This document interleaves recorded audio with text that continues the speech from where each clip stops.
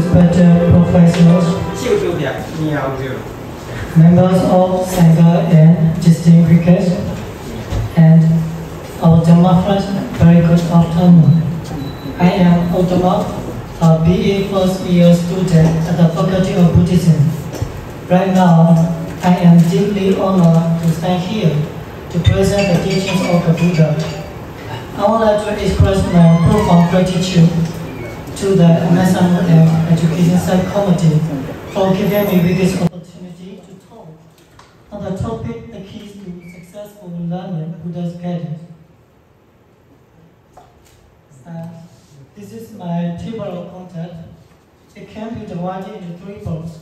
Firstly, I would like to introduce you the background of my talk, and then the body of my talk. It is the most important part of my talk.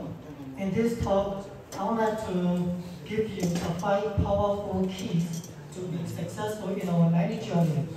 1 plus 4 key. And the final one is conclusion. Let me get started on my topic. Do you know the most famous Brazilian football player, Pelé?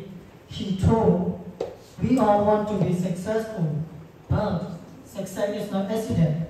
That's right. Have you ever wished you could be super good at something, like learning new things, where you're not alone? Almost everyone, like you and me, want to be successful in learning. Sometimes we dream of learning new things. We dream of solving tricky learning problems, and we dream of reading big books, just like what the Buddha taught. But in reality, learning is not as easy as we think. It may be difficult, and we may not know every time.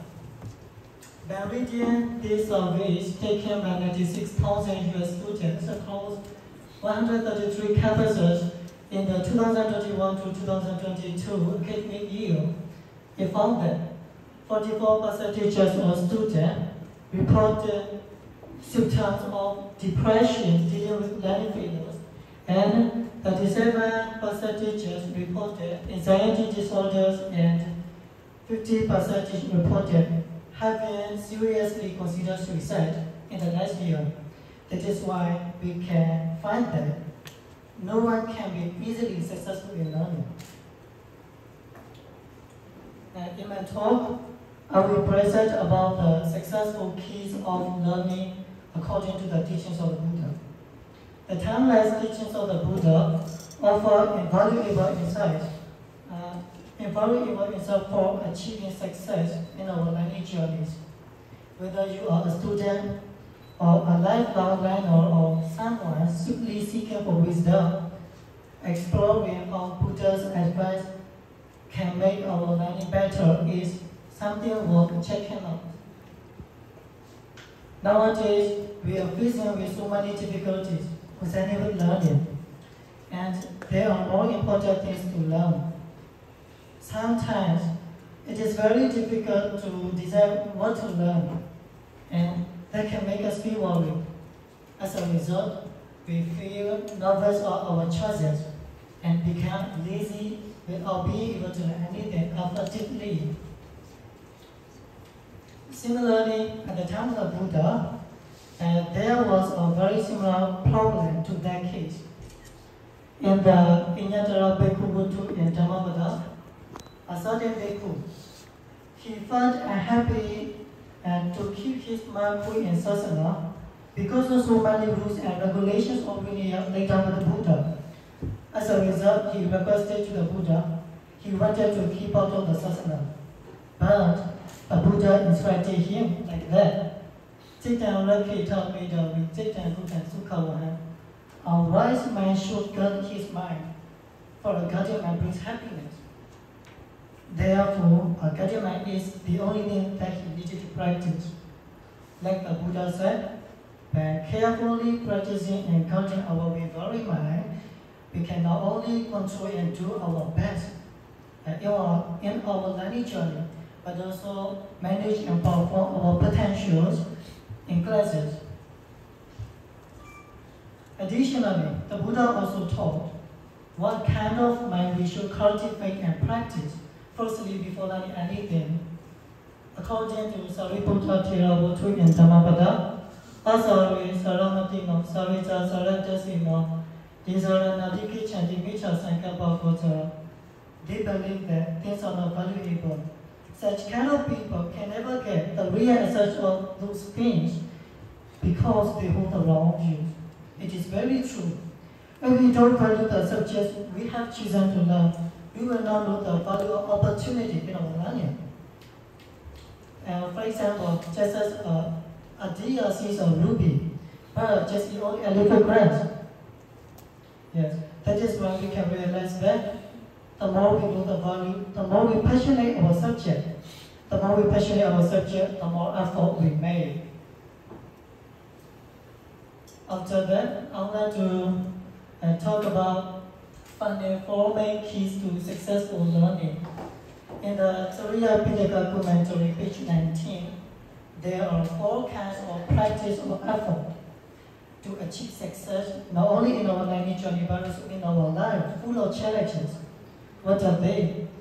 The first one is Sabbasamara Bhavana, and secondly, number 2 is Tirakala Bhavana, and the third one is Nirantara Bhavana, and then the final one, number 4, is Sakita Bhavana.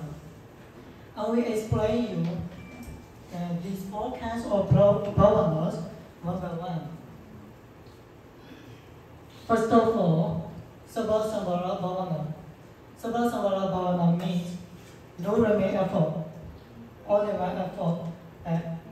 We have to learn everything without leaving anything out. If we want to be successful in learning, we have to learn all things dealing with our subjects, dealing with our learning. A prominent example is Marie Curie, who is the first woman Nobel Prize winner and also received a second Nobel Prize in a different scientific field.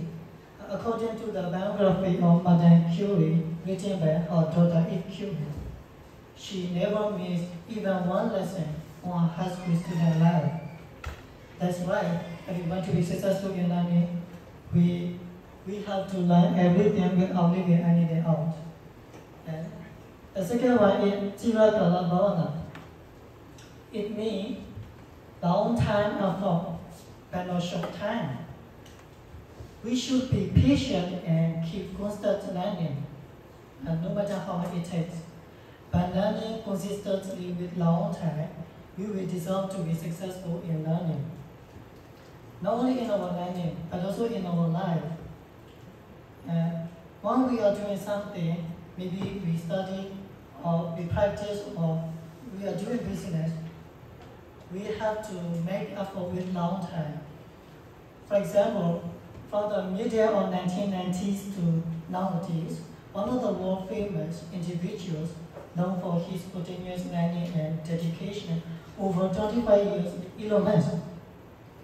He has been quoted saying that, and it is possible for ordinary people to choose to be extraordinary by constant learning.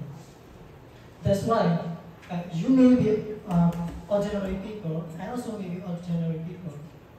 By constant learning, we can change from ordinary to extraordinary.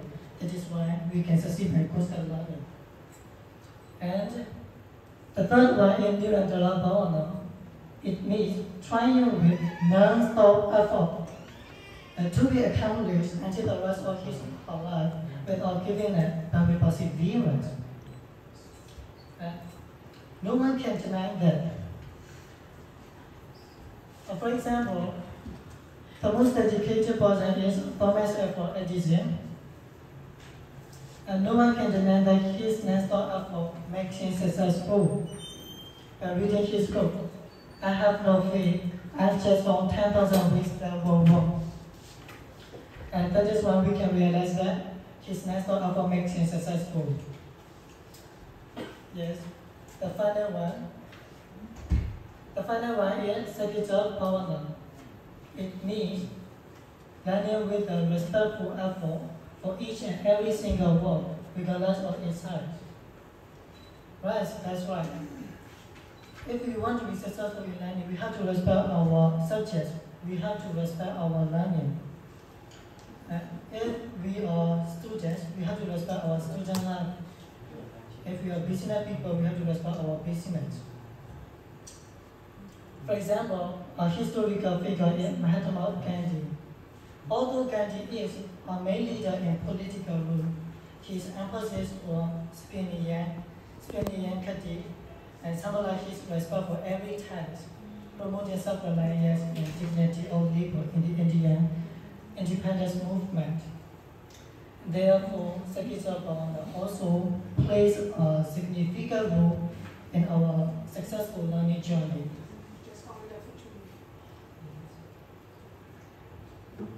Next one. This is my summary. 1 plus 4 keys. 1 is initial key and 4 is final 4 keys. Namely, initial key is value what we learn. The final 4 keys are no remain effort, long time effort, non-stop effort, and respectful effort. By holding this 1 plus 4 key, we can open whatever doors of success in our learning journey. Let's work together to get these keys. Thanks for your attention. May you be successful in learning. Thank you so very much.